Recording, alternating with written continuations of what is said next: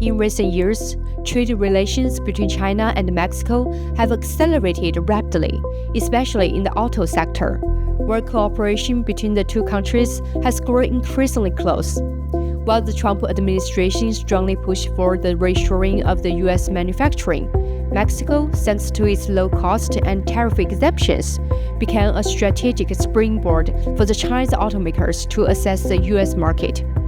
Reports indicate that since the implementation of the United States-Mexico-Canada Agreement, Mexico has seen 3 consecutive years of rising foreign investment, with a notable influx of Chinese companies.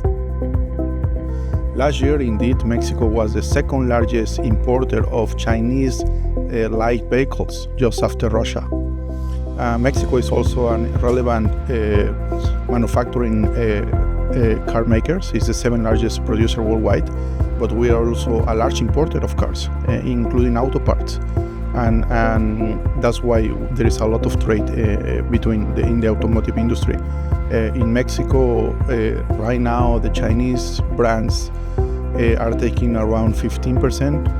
It's expected that the next year may reach 20% of the market share. And companies as Chongqing companies, as Shanghai and Ceres are growing very fast, definitely. And in the other way around, I just mentioned that we have also Mexican companies here. For example, in the automotive industry, we have one called Nemac, which is a very large Mexican company. They have facilities or manufacturing plants here. One here in Chongqing, hiring around 500 people, and other one in Nanjing and many other countries. So I would say our economies are very well integrated. That's why China is our second largest trading partner worldwide for the last 20 years. And Mexico is to China's second largest trading partner in Latin America, just after Brazil. Last year, bilateral trade $130 billion, high record ever. So we are growing around 10% year on year. So we expect that this trend will continue in the years to come.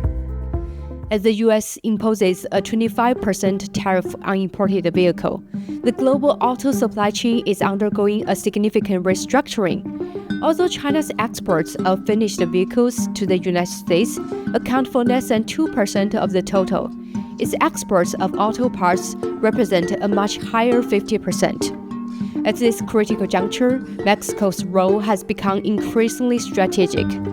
With Washington threatening to review the USMCA ahead of schedule, one question looms large.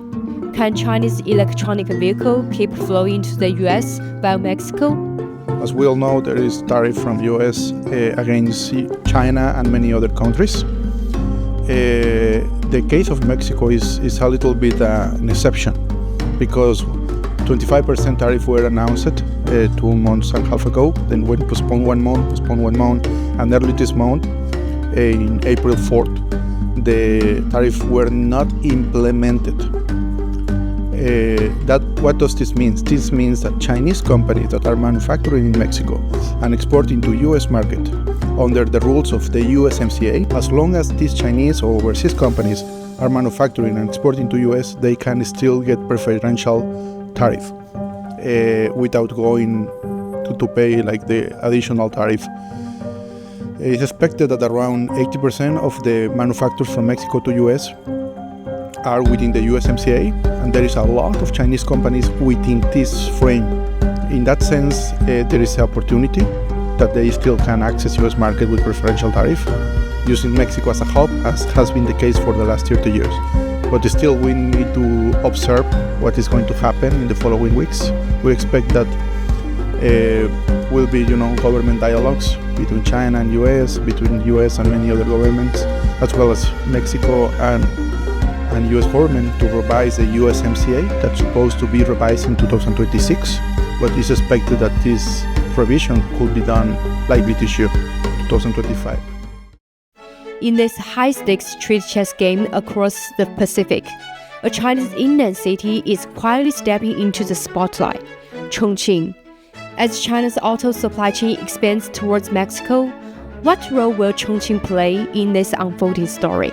I will expect more auto parts related Chongqing companies in Mexico to come. And I also will expect more Mexican-related automotive companies coming to Chongqing. And just as a matter of fact, the motorcycles is other business.